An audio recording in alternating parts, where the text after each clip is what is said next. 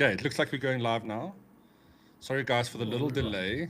We just had to reconnect the social accounts for the software.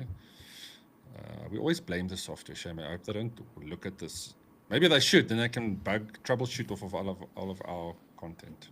Well, I mean, it is only one thing. It's either software or hardware. It's not hardware failing, it's or software the human failing. error. Yeah, Software, but I mean, if you make changes in your thing, like the human error is input error. So it's three things: either hardware, software, or input. If there's nothing wrong with the input and the hardware isn't failing, it's a software. And Can't argue with that. At least it looks like we're live now. How's it, everybody? Yeah, sorry about the delay in the start. Just had to reconnect all the social accounts, like I was saying. But we are good. We are live. How's it going, James? Nice to see you again. Yeah, no, not bad. Getting ready for the long weekend. Getting ready for the cold weekend, apparently. Yeah, no, look, I mean, it's going to have to stay inside and by the heater to really make the best of this, right? Last weekend, we played some RV there yet, and we said we wanted to just do a quick recap on that. We know we did touch on it last week, but yeah, that was a lot of fun, man. I finally convinced you to get into it. So yeah, what did you think? You obviously dropped it very late into our game. We were like already halfway through the levels, but you got to see the end of the first map. So yeah, I clocked the game. It was the quickest I've ever clocked a game. No, honestly, I want to get back into it and play it from the beginning. I've already spoken to the team at NAG, and we're going to set up a RV there yet game at some point. I think that could be fun. Like team building, that's how it's going to be. The team destroying. You got also to a point where all of us have kind of figured out the balance and things, because early games lots of shouting at each other, because it gets crazy. But I mean, it was quite organized, yes. Well, what do you expect from a game where you can literally use a tow cable in the front and a tow cable in the back and just suspend this RV over gaps to try and get it over a hole? I mean, it's really quite crazy, Well, and the physics makes it even more interesting because everything goes basically. Yeah, crazy like arcade type physics in there, and it's amazing what that RV will drive up onto. And then also just trying to, there's like a natural teamwork in there, because you need the person who can drive, you need the people who can keep an eye on the road and stuff and try and direct where to go, etc. Scavenging parts, keeping the RV in one piece. It gets quite crazy, but I think this has easily been one of my favorite friend slop games that has been released in, actually, period. I'd say if you have to go for top 5 friend slop games, this is definitely one of them. It's just got everything well thought out. It's also a game that, quite frankly, except for adding another level, I don't know what more you'd add to this game. The gameplay is sorted out. It's got everything it needs. It's got all the interactions it needs. It's just everything has kind of been thought of, and yet it looks so simple. So yeah, no, I put this one off for a while, but big fan of it. And another bonus is, though technically it supports 4-player, you can get it up to over 200 players if your machine can handle it. Yeah, that's insane. You can just change the parameters in the INI file, and you can keep pushing it up. Like we ran it for like 8 players, and it's really so. Yeah, I think too many chefs in the kitchen also will be a problem in this game. But I think the amount, what did we have, 5? About 6. No, I think we were 7 at the top of it. Oh, wow. Yeah, when you joined. Yeah, it did feel like it was a little, because there wasn't enough to do for everybody. So then it becomes, unless it's scouting or kind of looking where the deep ends in the water was. If it's just running out and switching a lever or something, or moving the planks. But again, I got to the end of it. So seeing more of the start of the game, being part of the mechanics of that, that's what I'm looking forward to. So ironically, finishing the game made me want to play it from the beginning. Yeah. It's good enough if you want to do it. I don't know if I'll play it again through its first map, because maybe, because we now know how to handle a lot of the situations, because a big part of it is trying to figure out how to get past sections. And then also you can just MacGyver your way around things. There have been periods where we didn't take the right path. We just used winches and figured out a way to pull ourselves up a certain hill or things like that. But I'd say 5, 6 players max is probably the good balance for it, because that's enough for one person driving and then the rest of them coordinating things. So, for example, with the winching, you would have one person who'd go out and hook the winch, but then someone else would carry the remote to handle that. Or you have people running around with planks to put them down somewhere, etc. I mean, look at that maneuver there, double winching. I mean, we did that literally at that spot, I think it was. That's actually how we got over that space. No, was it that one or somewhere else? You see, they got custom. No, we also use custom ones, but yes, we did that double winching thing where you winch a little on the back, you keep the tension, try and get it over. There's a lot of places we can get it back and you can shunt, and if you can have like that.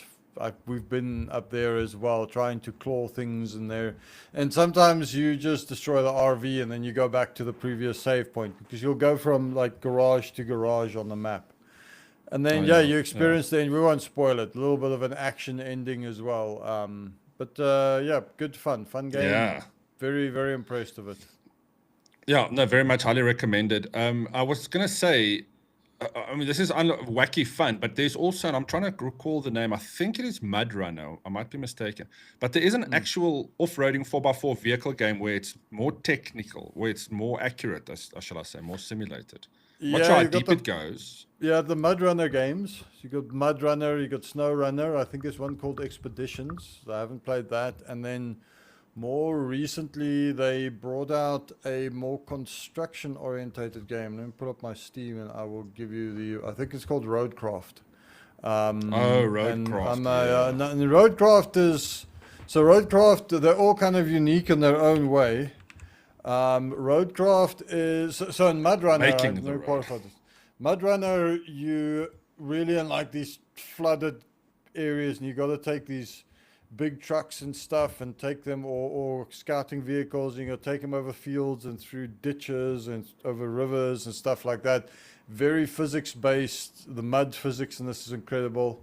SnowRunner is an expansion of the concept, but putting in snow. Expeditions, I'm not too sure it makes Expeditions different, but it's got similarities to this. And then RoadCraft, instead of focusing primarily on exploring and driving everywhere, RoadCraft is more about fixing disaster-struck areas. So building bridges, removing rubble, things like that. You've got different types of heavy machinery that you work with. So you can use 4-year vehicles and actually tar roads.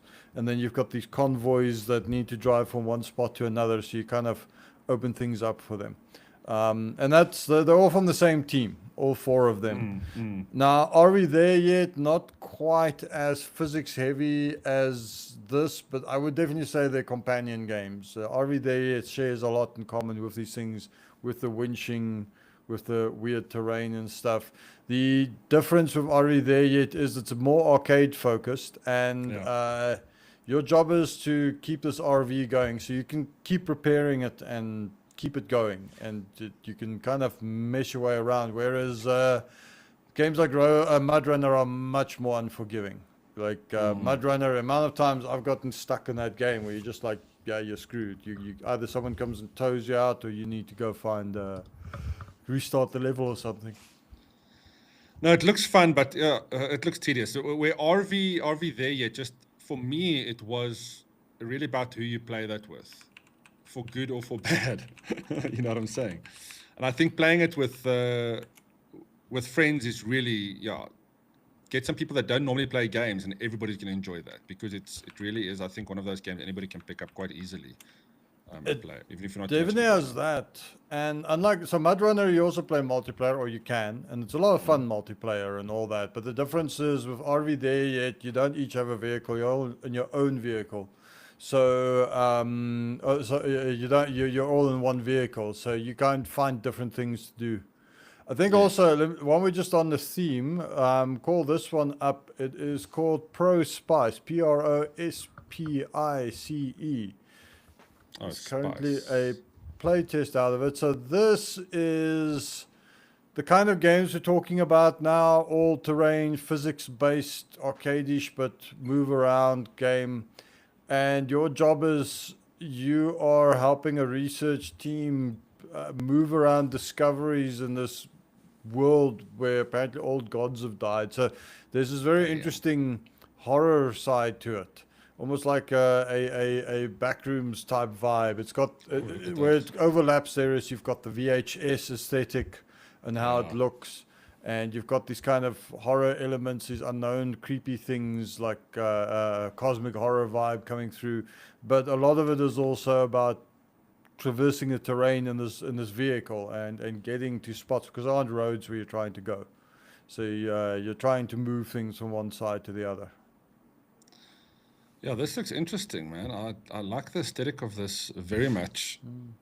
But yeah, RoadCraft is also something that I've been quite like, but it feels like something you to have an hour or two to spend to play.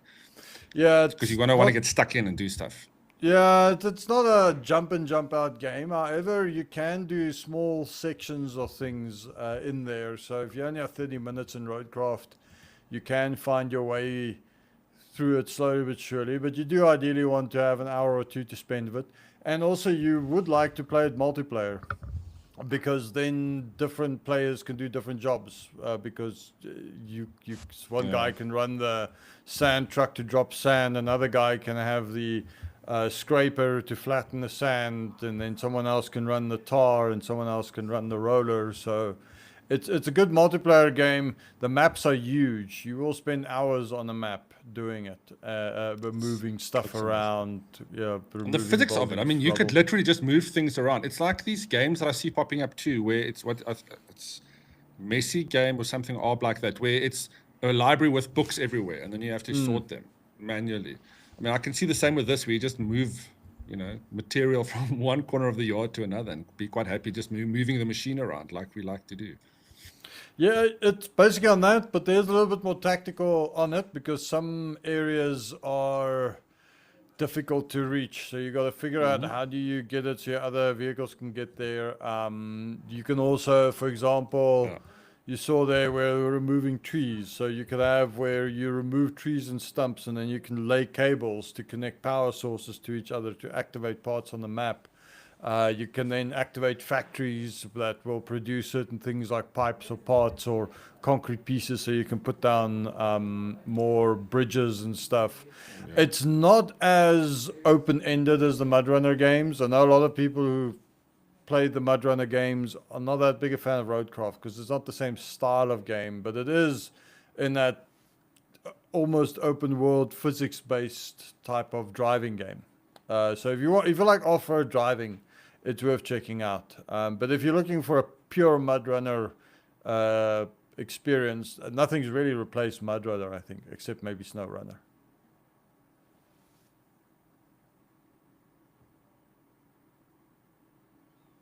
It looks like Reichardt has frozen. You see me now? There we go. You are back. My browser just shut down completely. No. It just switched off. There wasn't even a crash. It was just everything switched off. Probably an update. Anyway, sorry. What were you saying? I just missed 2 seconds of what you were going for. Yeah, and I was just saying that if you like a physics style game, driving game, off-road driving game, there's a lot of stuff out there, and it's a bit of a nice subgenre building up there. So, very much. I think, and especially with the physics engines where they are now, and actually graphics fidelity for that matter. And they do run pretty well on many machines, because it's not that much action, right? It's there's not that many moving parts.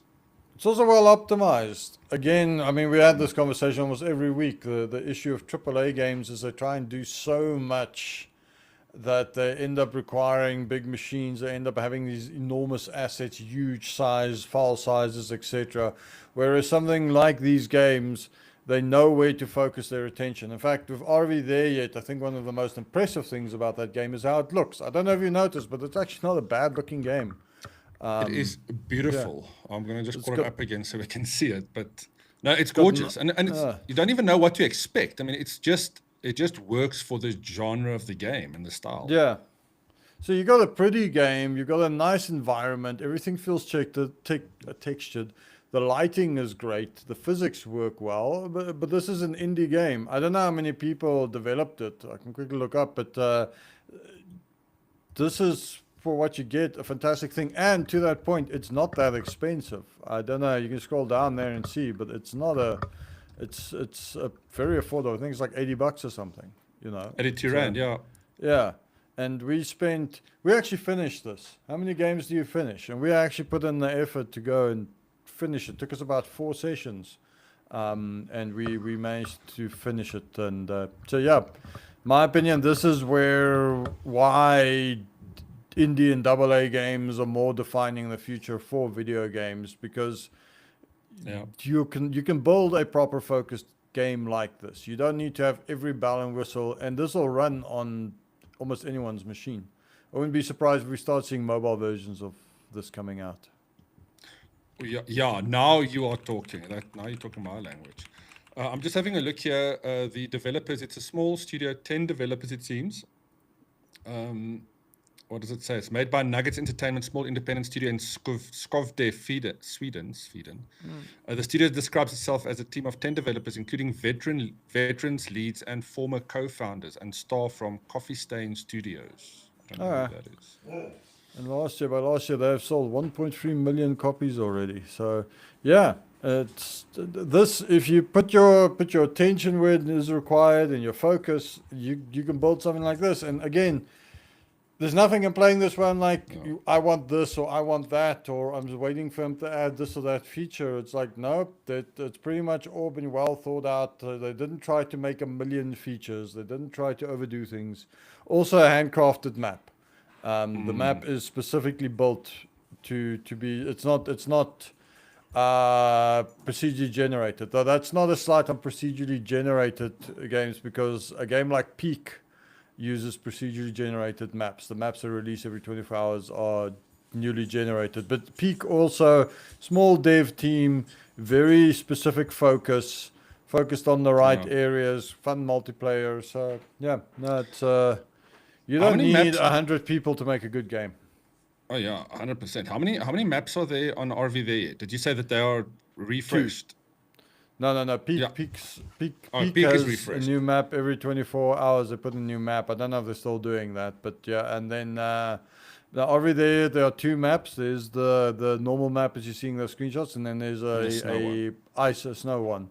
And the snow one it's different. They've added new features and gameplay elements and stuff that you don't. Because I think there's definitely a opportunity to have more maps. I'm not saying 10 maps at once, but the replayability of that. Like, I mean, you won't play that again necessarily unless it's like a new map, you know, like whatever, zombie infested city that you have to get from one side to another type of thing. Without having zombies, you know what I mean? It could still have the same gameplay and aesthetic. I can see them selling DLCs where they give you new maps, yeah. But I mean, the game's been around, 2025. What's interesting, just on Game Radar, it wasn't just a tiny proof of concept release. They built the physics-based RV, multiplayer for up to 4 players, proximity voice chat, winching, vehicle management, cable repairs, wildlife checkpoints, and the full valley map during the extraordinary compressed production time of just, do you want to guess? 8 weeks. 8 weeks. Wow. Yeah, 2 months. So 2 months to 2 months to build this game. I mean, that to me that's inspiring.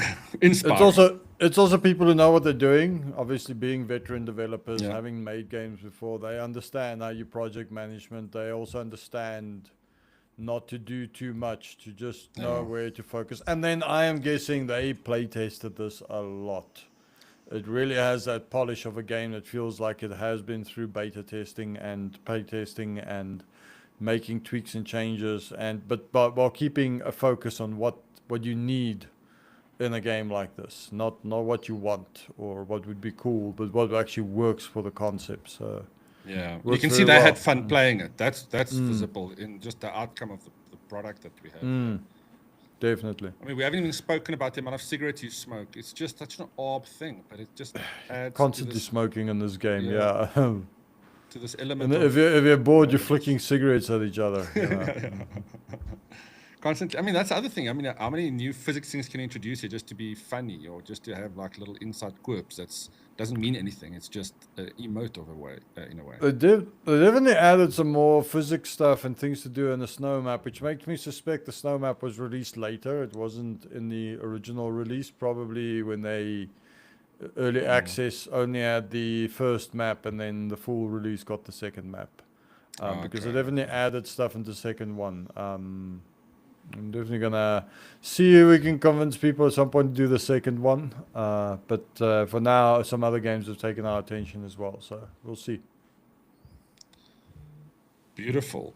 So I'm just, all my messages are going off here. Yeah, guys, definitely recommend to go check out RV there yet. And it wasn't even our focus game for this week. Yeah, what is our focus game? You've got it's a revival of a classic. I think, yeah, but before that, you wanna talk about your small head, isn't it? You told me that. Oh yes. Yeah. So this is very cool. I'm using the. Thanks for reminding me. Let me just quickly share to this. So we did a review on this set of headphones in the latest NAG magazine. So please do go check that out, guys. But I've been using this for a couple of weeks, well, 2 months now. Biodynamic MMX 150, and this is brought in. It's new product that's been brought into the country. It's not the new brand. The brand's been around for a while. If you're into music production and audio fidelity and you're a bit of an audiophile, you would definitely know the brand because they're quite popular with studio recordings. A lot of famous artists record music with biodynamic headphones.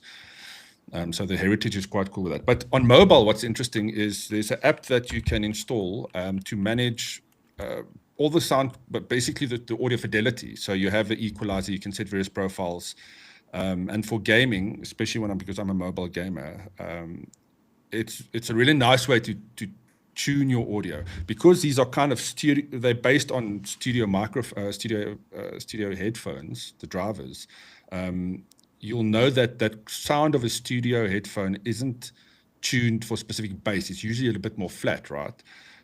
So the app allows you to tune it to your liking, more bass, more treble or whatever, little mid-tones. But yeah, we've got the full review on Nate.co.za. It's available in South Africa. You can get them. I'm just looking here. It's on Amazon. Seems like the price, yeah, 3,999. You can get it for just over 4,000 Rand on Amazon. But I'm super impressed. It's got a microphone. I'm not even using it because I saw it's got a detachable microphone they mentioned. Yeah. So I mean, it's not. You can't compare it to a proper, mic for podcasting. But this sounds quite good. I don't know if I can even.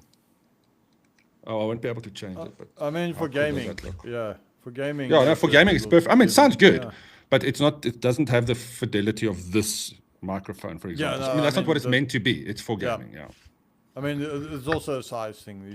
These kind of microphones used for what we're doing have an actual physical vibration membrane, and that makes a big difference as well. So it's similar to you can't have a phone camera that is as good as a DSLR camera because of the size of the sensor. Now you can obviously do stuff with software to wizard around that, but at the end of the day, a sensor is a certain size. It captures a certain amount of light information. The bigger your sensor, the better the information it captures. Same thing with microphones. The more the surface area and the sensitivity of that membrane makes a difference. But obviously, for when you are busy chatting in a game, what you have here is good enough. I think what's more important for me of a set of headphones like this is how good it handles two things. How good it handles spatial sound, so you can actually hear things behind, etc. And then the other one is, I like that is that a volume button there on the side? Yeah. Back of it, yeah. Now that is very cool. I see it's also got a cable, so can you do a cable input on this? Yeah, I've got. Where is the cable? Okay, because that's my other thing. Oh, that is very nice. That's my other thing about headphones. I mean, wireless headphones. It's like anything wireless. It's fantastic until you have a problem. Until the signal, or you have a drop, or my pet hate with Bluetooth is, for example, my phone is in love with my wife's car. So I will have my phone on a Bluetooth device, whether it's headphones or a speaker or something sitting here. I will know when she arrives home because my audio will just suddenly cut out. The phone will just immediately connect to the car. And you will tell her to forget it. I don't know how this car, in fact, I think I know how this car has such a great Bluetooth setup, because when you build a car, you build it to last for decades. So when you're going to put a Bluetooth chip into a car system, it should be good for at least 10 years. Whereas if you're going to put a Bluetooth chip in a phone or something else, they cheapen it out, I think. They don't do it properly. So and it's when smaller got too. If you can imagine the yeah. actual circuitry, right? It's a smaller version of the Bluetooth module. Yeah. That's it, yeah. So that means the car hijacks the Bluetooth every time. Also, I've noticed of online stuff, because you don't always have a good feedback mechanism to, like, how do I sound in Discord? How do I sound in StreamYard or something?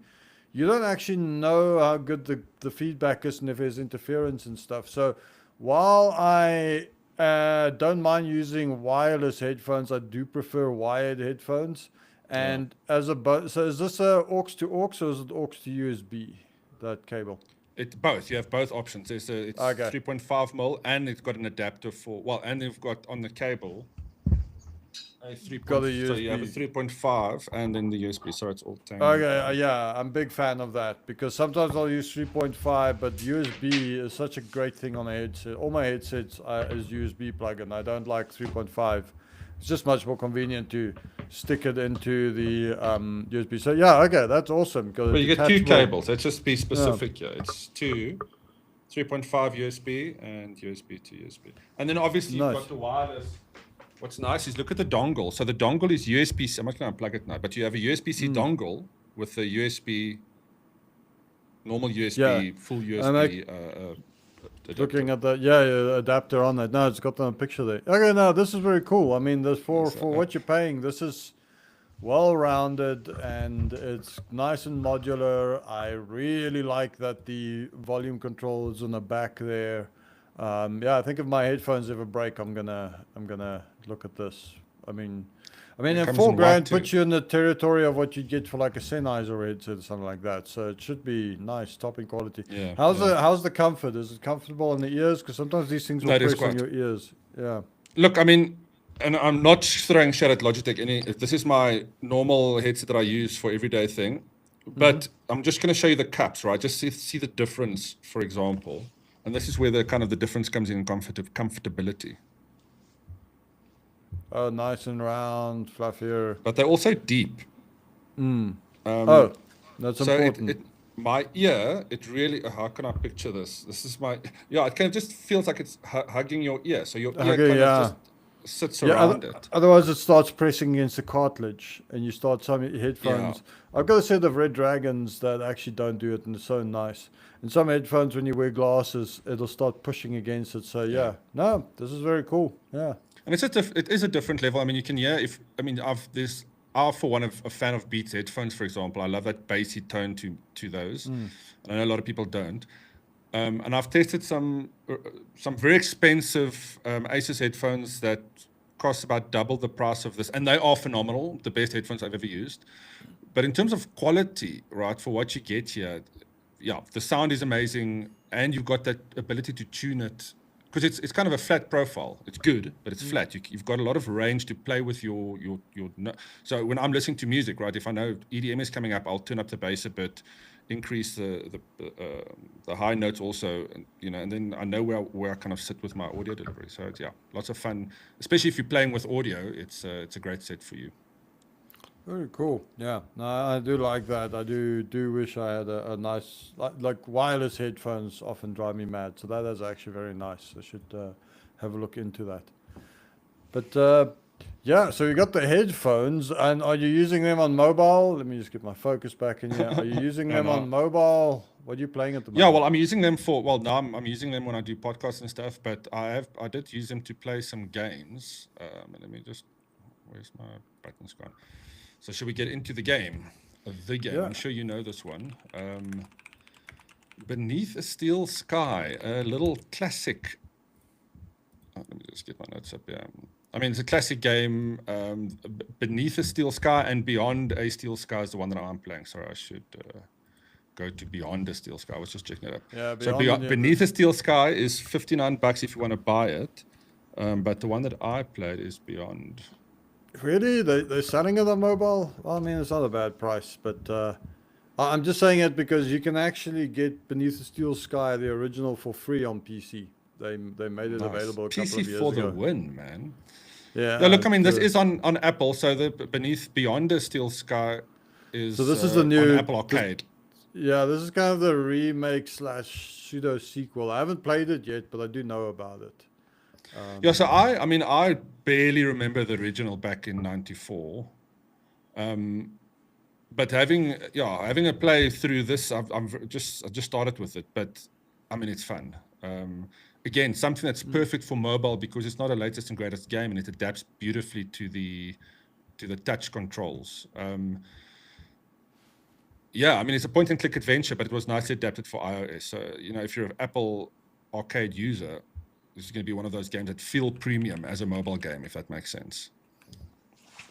Trying to see what the what I know it's it's not that. Okay, Return to Steel. It doesn't seem to be on Steam. Right beneath it. Beneath. Okay. Yeah, Return. Okay. Oh, Beyond. I am looking at Beyond. Beyond the Steel Sky. Yes, it is on there. 205 rand. Hey, I own it. Okay, I should probably play it. You didn't even know that. Nice. Yeah. I mean, I really like the original. I own the original as well. In fact, somewhere in a box, I have the original box for this. And then they brought out this new one, and I haven't gotten around to playing it yet. I am a little bit of a snob. I'm not as big a fan of this kind of 3D based point-and-click adventures versus the classic 2D ones, but that's just a preference. Because the 2D one is a stone cold classic. It's one of those ones that from the era, and it was unique in that whereas many of these games tended to be comedy based or fantasy based or something like that, this one was very much cyberpunk themed. And more steampunk, between cyberpunk and steampunk. It kind of did its own thing, and it was a fun little noir adventure where you had this dystopian government chasing you down, and you had to manipulate things, obviously, to figure out, get yourself out of the problem you're in, and you had this robot companion that was part of the gameplay. So definitely, so I don't know how the new one is, but the reviews so far, it's been very good. The crowd seems very happy, and this is such a beloved cult game, so people would complain if they didn't like this, which is, like I said, somewhere between a remake and a sequel. It's not entirely, it's not just a remake of the first game. It's kind of its own thing. Yeah, look, I hear what you're saying in terms of the 3D point and click. It's not something I've played much of, but it works. It works on mobile because you're holding your phone like this, right? And you're moving up, touching, interacting. So you're not so it's quite a comfortable gaming experience if you're sitting back and playing some mobile games for a while. And again, that's what mobile games are for, right? So it's a perfect example of why a port or adaptation is great, especially if you work with Apple Arcade, who made it happen. Obviously, they work with Apple to kind of bring out the best of the phone. Do you get Grim Fandango on mobile? Have you looked for that? Oh, that's a good question. Let me check. Because that's I don't think I've seen it.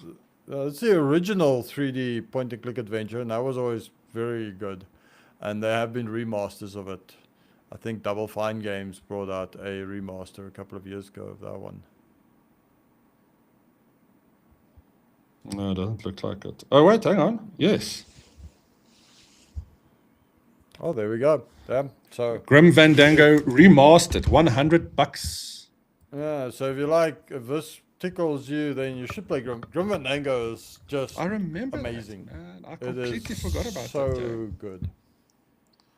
Great voice acting, great story, great set pieces, great puzzles. And it just kind of appears at the end, near the end of the golden age of point-and-click adventures. So even though it is very beloved, it never really, it never reached the heights of, you know, the space quests and the Monkey Islands and stuff. But and I don't think it did that well commercially when it came out. But it's excellent. It is so good.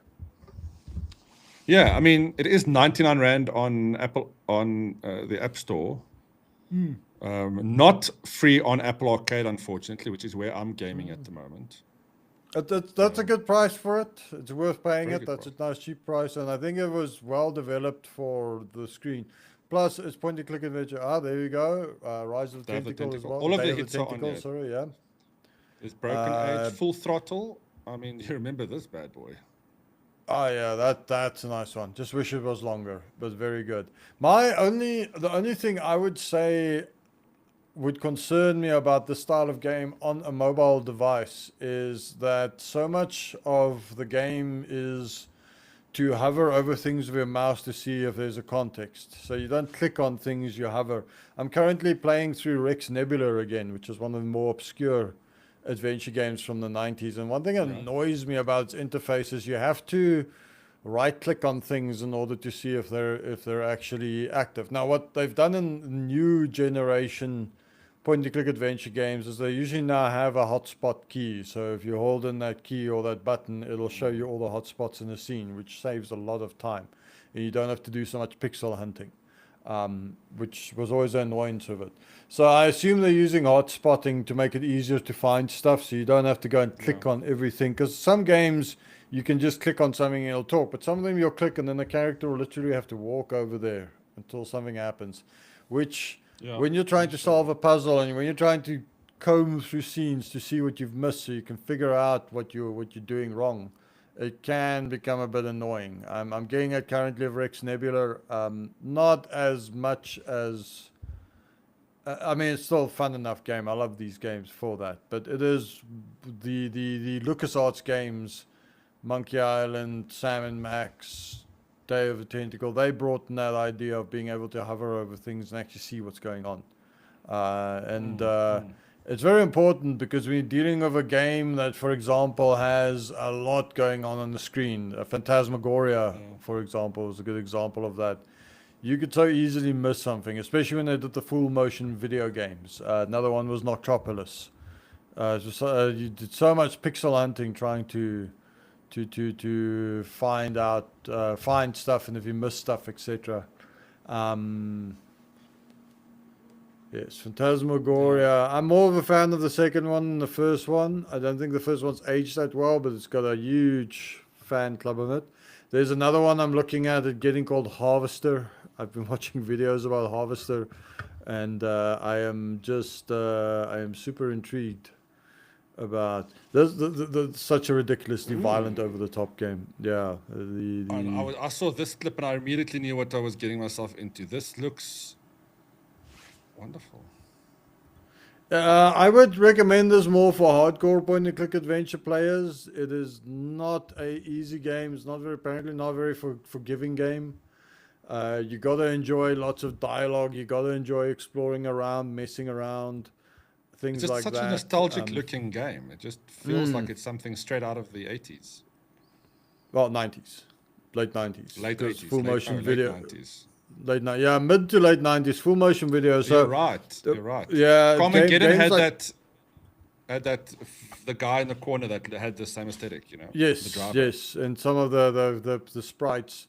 I think the first game to properly use FMV was Pit Fighter, which was very, very soon, though, Mortal Kombat eclipsed it. Mortal Kombat's probably the best early example. Remember a full motion video using for sprites.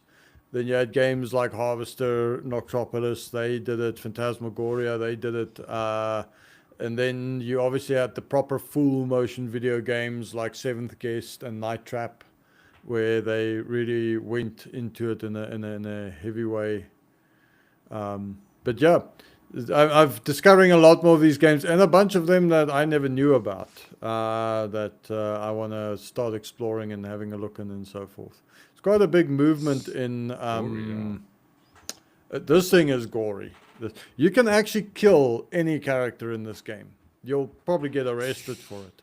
But there is an option to actually just kill things. And apparently the guys who made the game made a point where they wanted to do two things. They wanted to cash in on the anti-violence hysteria of games at that moment, where everybody was complaining games are too violent, but they also wanted to make a game that parodied the fact that, you know, what's the difference between a video game and a Looney Tunes cartoon, which is also pretty violent, just not blood, but there's always explosions, stuff happening. I mean, Itchy and Scratchy on The Simpsons, that's kind of a parody of those Looney Tune vibes. So this game is really about, you know, when somebody says, games are too violent, Harvester goes, hold my beer, I'm going to show you too violent, you know. I love it. Okay, we've got a new benchmark for violent games, if anybody asks. There we go. Harvester, I do recommend, though, before somebody buys this and jumps in on this, firstly, if it's point-and-click adventure, if you haven't played the genre before, don't play this game first. There are other ones you should play first to get a taste for it. Which is your first one you'd recommend? Fun one. Always go for the classics. Monkey Island. Okay. But if you want to take it into this genre, where would you go? If you want to take it up a notch from there, just below Harvester. What would you do below Harvester before you even get? You see, that's a big jump because Harvester is a very unforgiving game. So I would say you first play through most of the LucasArts classics. Very hard to, not very easy to find out what they are. Monkey Island, Day of the Tentacle, Sam and Max, etc. Yeah.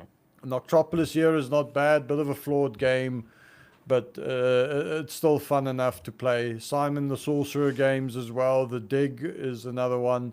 I'd say if you've never played the genre, go look for top 10 all-time point-and-click adventure games and play them. And if you've played all of them, because you can buy remasters for pretty much all of them, and you've played them and you still want more, then start looking into the obscure stuff, like Noctropolis, like Harvester, there's one because Zach McCracken is a very old one. But yeah, you will eventually start finding the ones. I also recommend, if you're not sure, go look at YouTube. There's a lot of videos of people discussing these games and really going in depth and giving you a good idea of what to expect. Nice. Well, yes, another genre of games to delve into if you're bored of Call of Duty, right? Yeah. Anyway, yeah, that was a nice little diversion. I actually, I haven't thought about the horror point-and-click adventures. And Beneath a Steel Sky, that's another one. Before you play, or if you enjoyed Beyond, actually that's it. If you've played Beyond the Steel Sky and they're like, okay, I had fun there, but I want to go into the classics, the old school ones, then Beneath a Steel Sky is the... Is that which one is this? Yes. This is the original 94. This is the original one, yeah. I think there might be remasters of it, but also very much from that era. You either had the full motion video ones or you had the FMV ones. Broken Sword, that was another good one as well. Broken Sword series had a lot of good ones in there. I don't know, I can recommend endless amounts of these games. They've also been remasters, remakes, 3D versions. What was the one with the toy town? I can't remember now, where you have to go to that factory. Also a very big one, and I can't remember its name either. But yes, great genre. Wow. Yeah. Too many games already. I haven't gotten to our official list of games. No.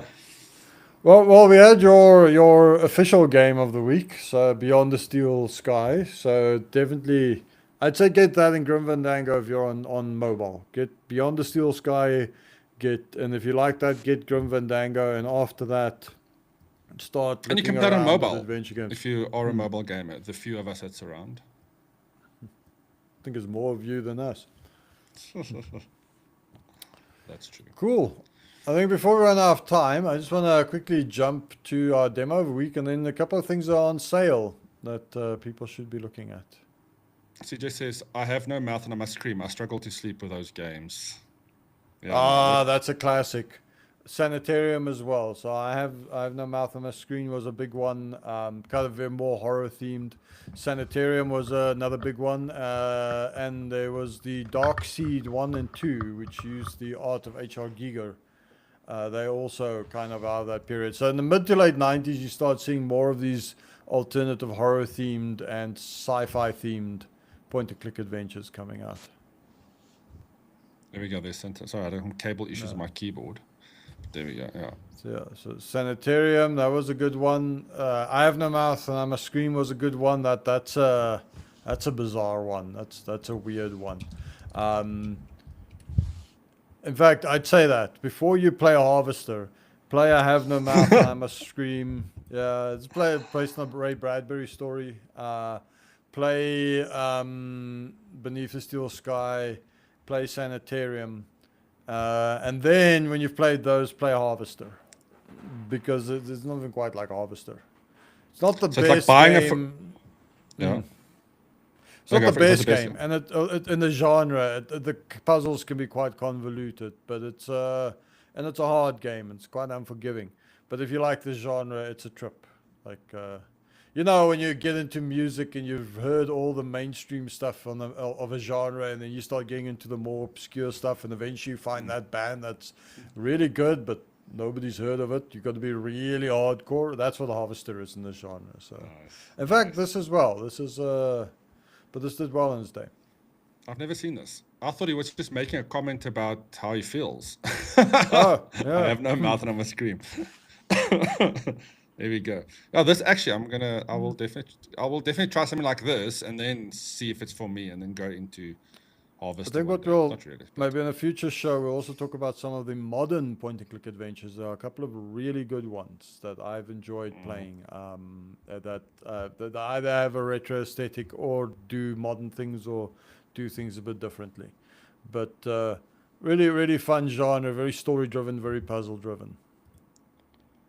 Yeah, and if you've never played the Monkey Island, just go play Monkey Island. And if you don't, everybody like Monkey Island, needs to play Monkey Island. Yeah, everyone needs to play. If you don't like Monkey Island, just sell your computer. We don't want you. We don't want you, yeah, man.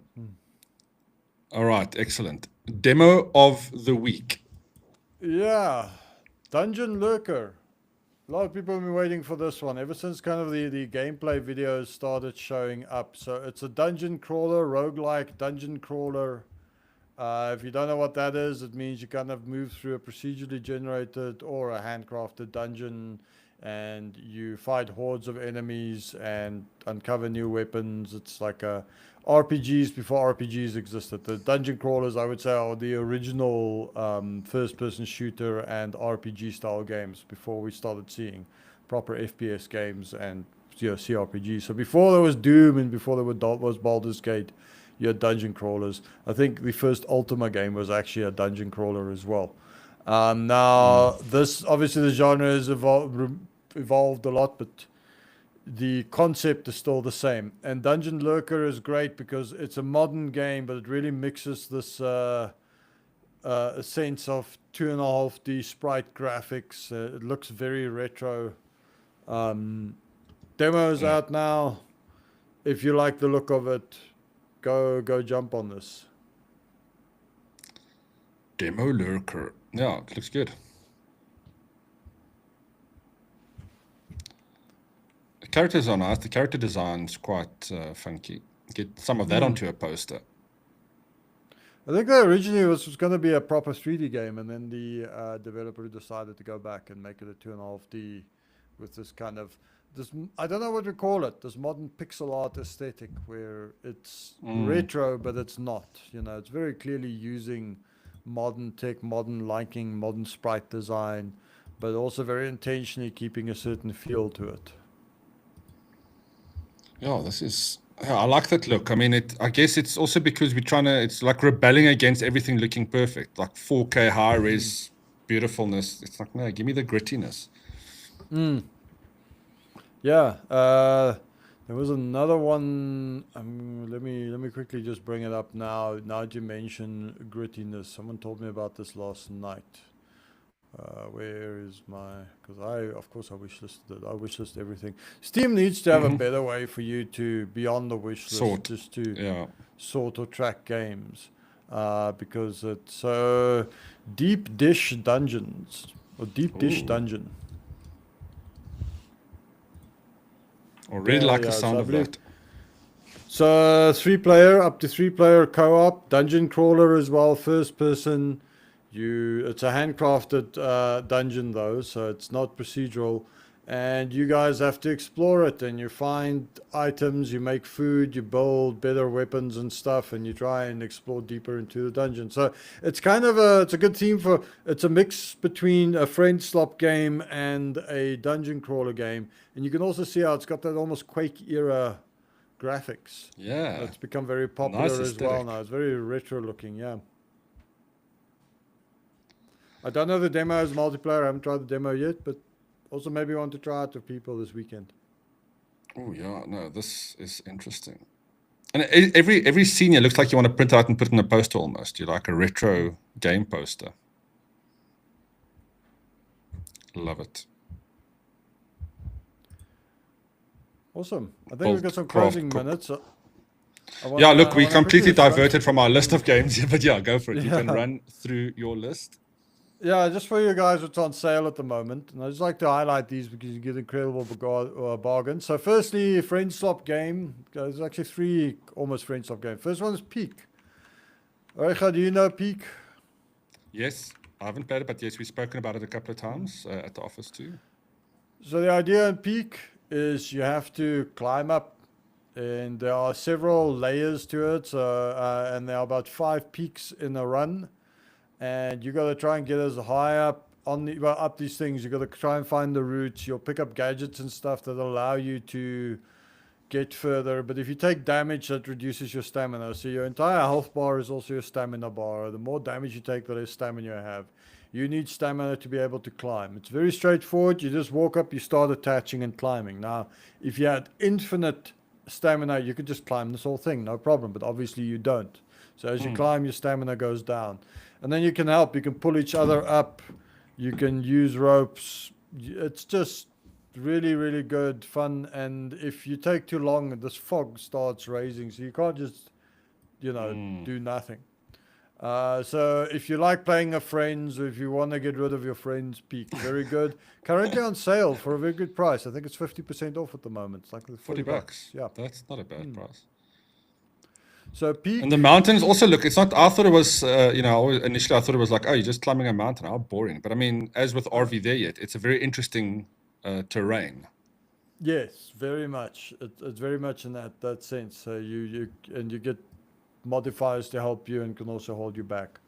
This is next to, I think, before RV there yet, this was the big friend slop game, the big hit, the big indie darling. And certainly still well worth getting and not expensive.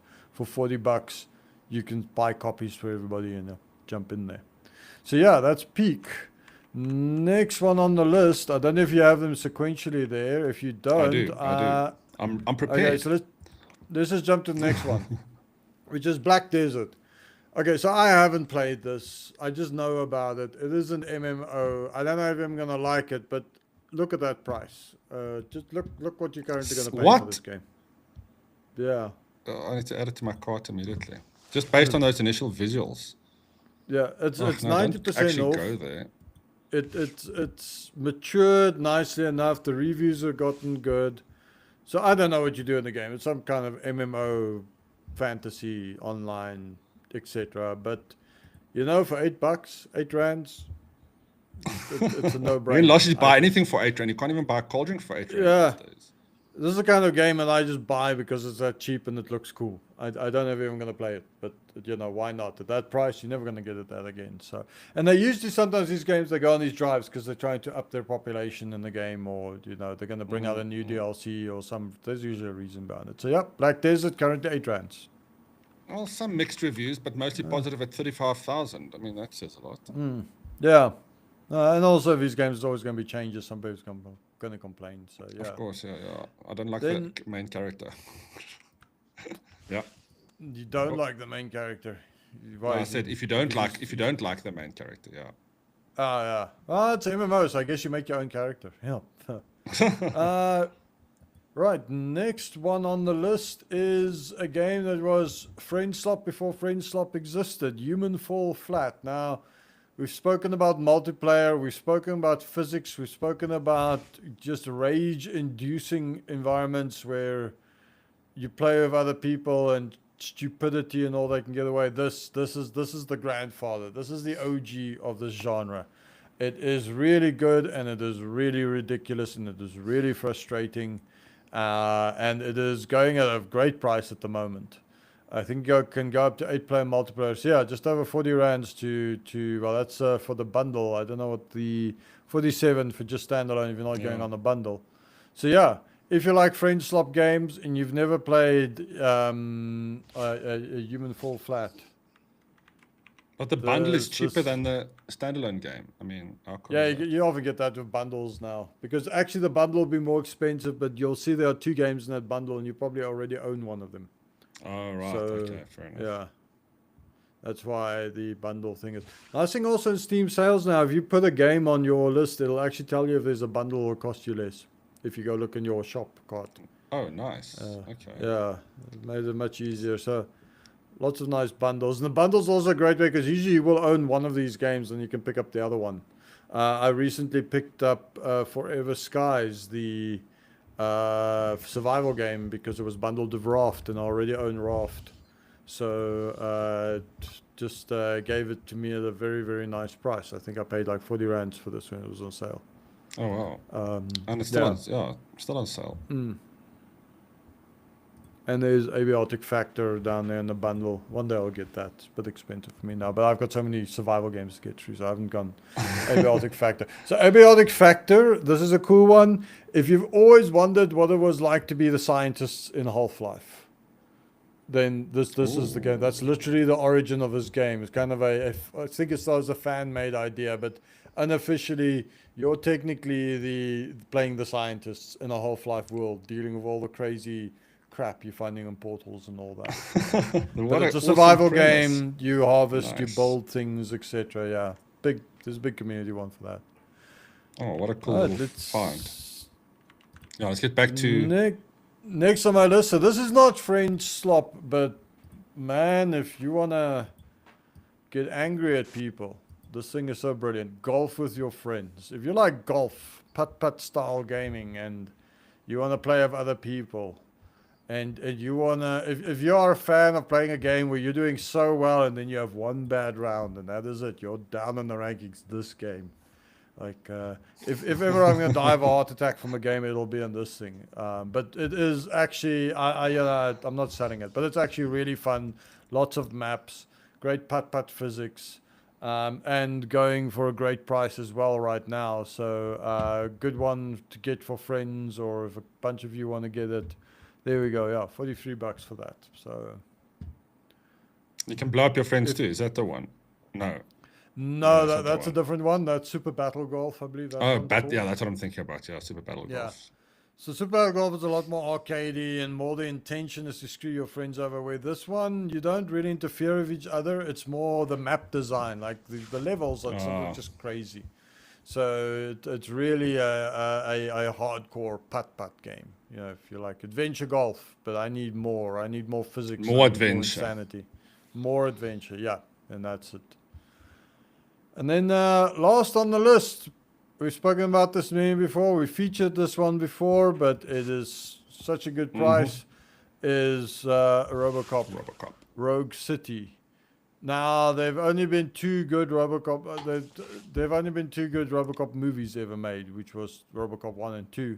There've only been 2 good RoboCop games, which was the original RoboCop arcade side scroller, and then Rogue City, which came out last year. And it's going for like $60, I think, at the moment, down from its current actual price of over 400.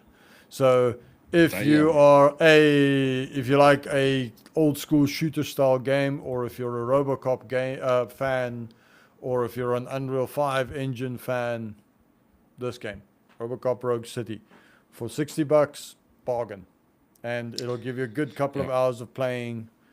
It's a nice mixture of elements from the first 2 movies.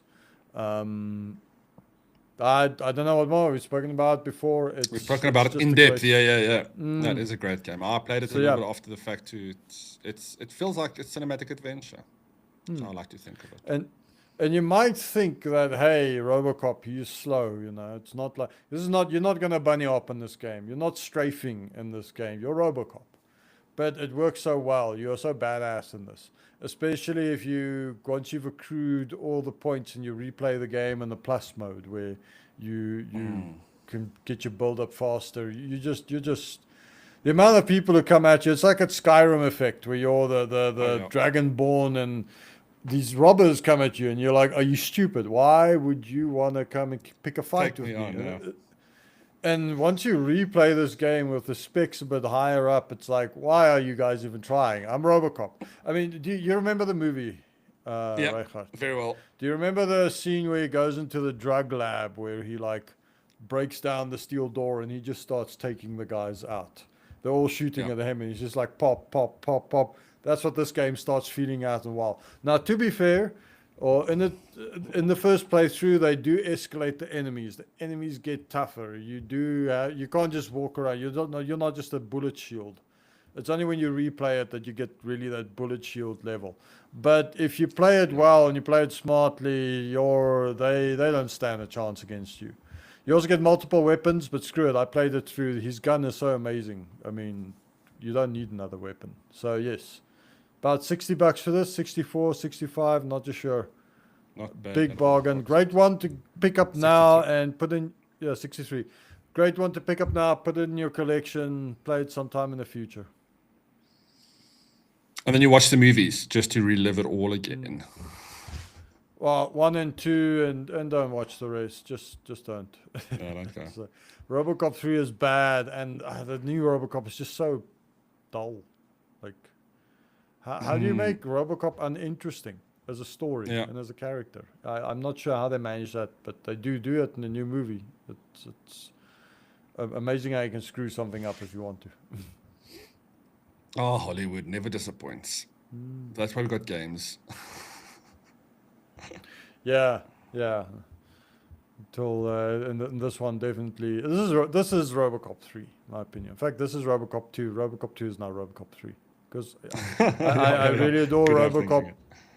Yeah, I adore RoboCop 2, but this game is better than the movie RoboCop 2. Yeah, I agree. So much fun too. And I mean, you are RoboCop. That's the only thing you need to know. Also, Peter Weller doing the voice. They got a lot of the original voice cast back. They recreate some of the scenes beautifully. Absolutely, highly recommend it. And yeah, that's my list with some sales stuff to grab this weekend. And extra, we've got like a list this week, but I think that's what it's all about, right? Just talking about games and picking your favorite out of the list to play this weekend if you are lying around the house for the long weekend. What are you going to be playing? What is your main game you're going to be playing this weekend?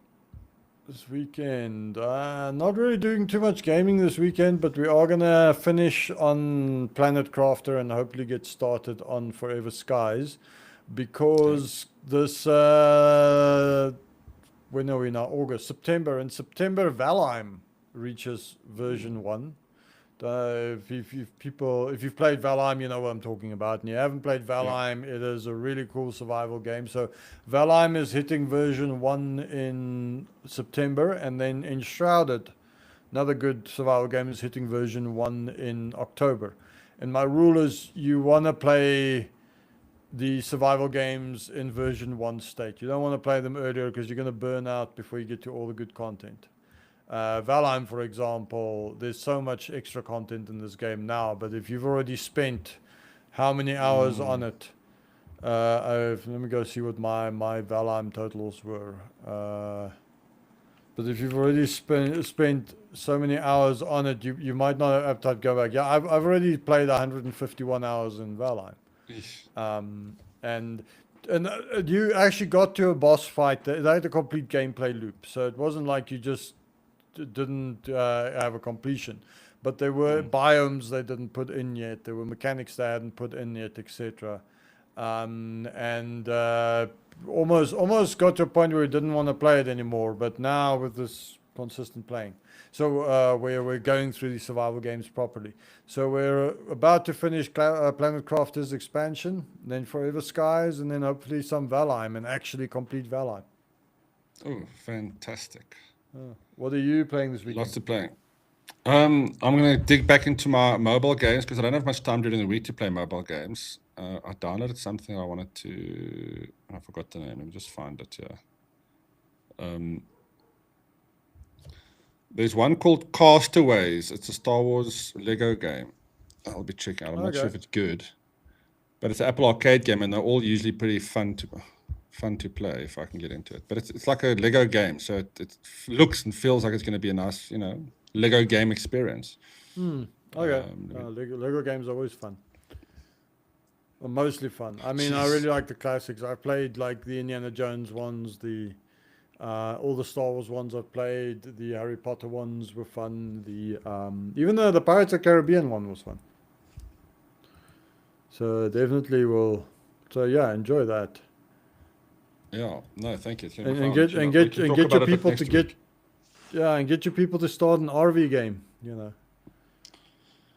Yeah, I'm going to try, and we can, if we put it off, we can do it during the office hours. Write it off as office hours. But James, thank you as always for the insights into the games. I'll always add too many games to my wish list after we speak. So thank you for that. My wallet does not. That's why you wait for the sales. Yeah, Remember, exactly. whoever dies of the most games wins. To quote. Oh, is that the game we're playing? Yeah. Okay. To quote Danny DeVito from, I cannot remember the movie. It's from an 80s movie, but it's a quote from him. Whoever dies with the most stuff wins. So, Yeah. If you die with the most games, you win at gaming. So you keep buying. Buy indie, don't buy new. Buy indie. Yeah, buy indie. That's the only rule. All right, James, have a lucky one. Guys, thank you so much for tuning in, and have a good long weekend. See you next week.